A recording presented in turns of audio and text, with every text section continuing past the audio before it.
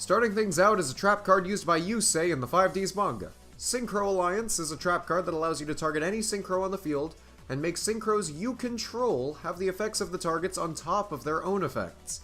As well, synchro monsters gain 600 attack for each synchro in either controller's graveyard. With this, you can boost up your synchro focus decks while also snatching the power of your opponent's synchros, which, while circumstantial, is an incredibly powerful effect. Just do it to a Crystal Wing? Yeah, now every single one of your synchros can negate a monster effect and have the beatdown clause. Maybe steal a baited Quasar's effect, attack multiple times, and also just negate everything 4 times per turn. The options are unlimited with this card, as long as your opponent has a synchro, which, I mean, most decks do, with BORRELOAD Savage Dragon being in the meta. As rare as it may be that this effect does something, it's significant enough that this would be a wonderful side deck card in multiple formats.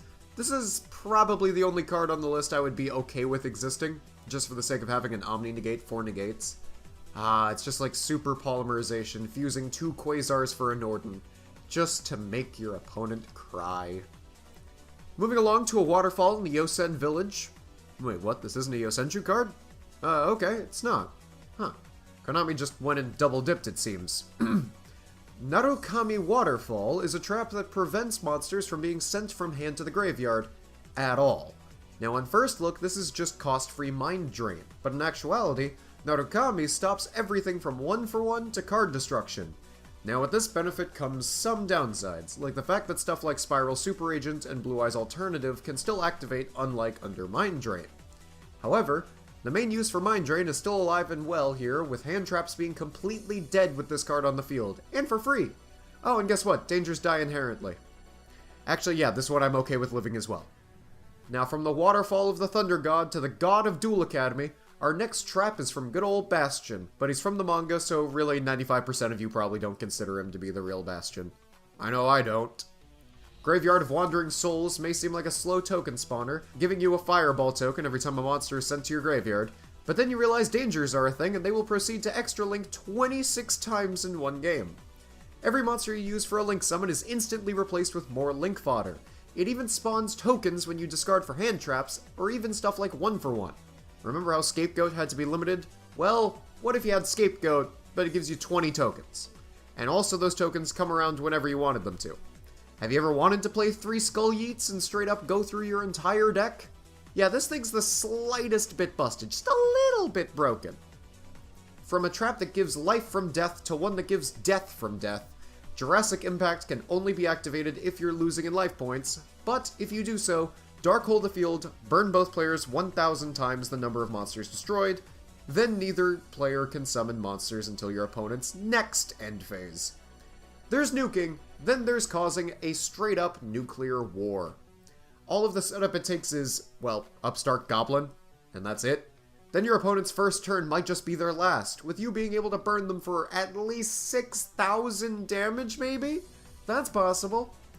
Despite the misleading name, as the asteroid that ended the dinosaurs hit at the end of the Cretaceous.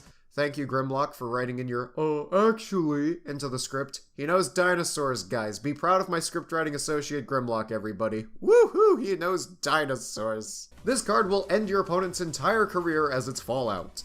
Scrap Iron Scarecrow, you glorious trap card. People still buy Scrap Iron Scarecrow from my card shop on eBay. Go visit it, the link is in the description. And it's just kind of a really good casual card. It's such a defining staple of early 5Ds. But what if I told you a random dude who also used junk had his own Scrap Iron traps? One of those being Scrap Iron PITFALL. PITFALL is a trap card that, like other Scrap Iron cards, can reset itself to the field. Its effect being to bounce back monsters when special summoned.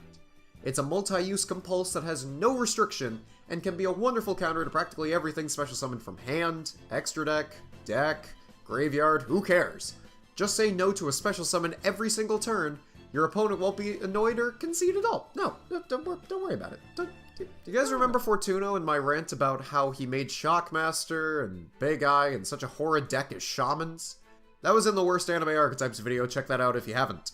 Well, now we get to look at one of those stun cards he used, and whoo boy, this thing is powerful.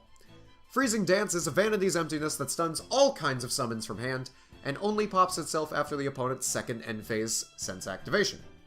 When you have a trap that can stun out normal summons, special summons, and sets, it begs to question, How the hell Fortuno lost to Yuma when he had such a powerful card?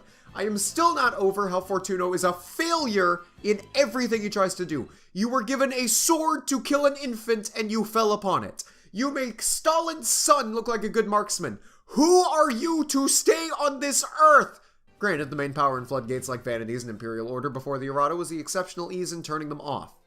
You play a spell with Vanities, it dies. Imperial Order can just die on command and you keep life points out of it. This card doesn't do that, and since it affects you as well, it's something to play to seal the game. A bit of a win more card, if you will. Still, it turns wins from a maybe into a ho-ho yeah, so you get that credit freezing dance.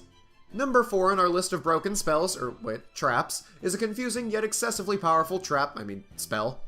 It's Domain of the Dark Ruler, and its first effect makes it always treated as a spell, while later effects in its text make you wonder why it wasn't one to begin with, as it can be activated the turn it's set, or you can straight up activate it from your hand during your turn. If that's not good enough, then think about how it's a royal decree and secret village of the spellcasters in one, with the only stipulation being the opponent having to activate a spell or trap. This literally shuts down all back row, smacks your opponent with their own spell cards out of spite for trying to defile you, and flips the table because they play Nightmare Phoenix. Wait, what?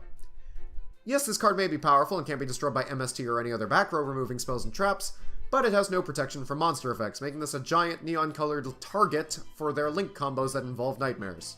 So any Link plays if we're being completely honest here. Granted, skill drain for spells and traps is great, especially since if you chain this card to this card, it's negated twice for being a spell and a trap, as a spell trap, if you squint hard enough. Next up is a card that was so strong it needed a major nerf in its transition to the actual game. Destruction of Destiny allows you to send any 5 cards from your deck to the graveyard, burning you for 100 damage per number of spells sent to the graveyard. Oh no, 500 damage at max, but I usually just send all monsters anyway.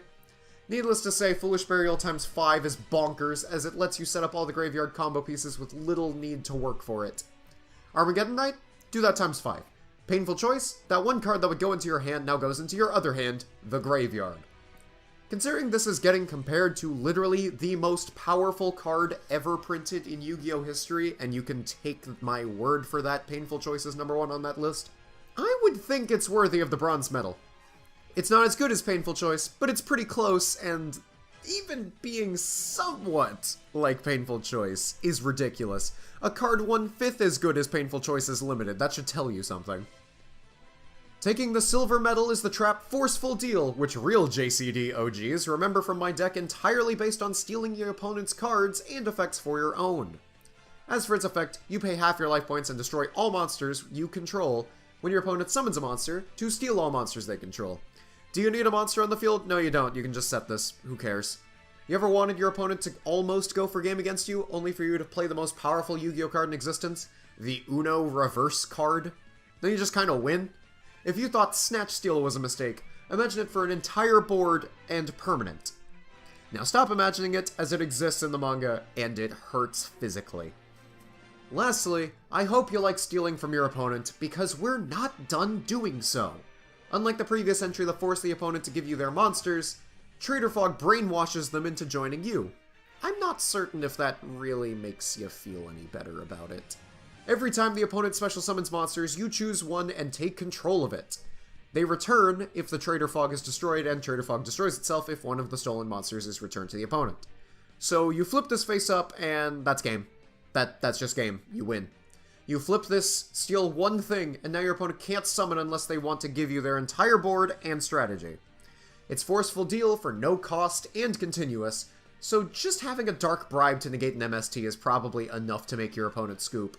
Steel.deck proves that this is just kind of really good. If you could play this only in Roids, Roids would be tier 1 automatically. This card is that good.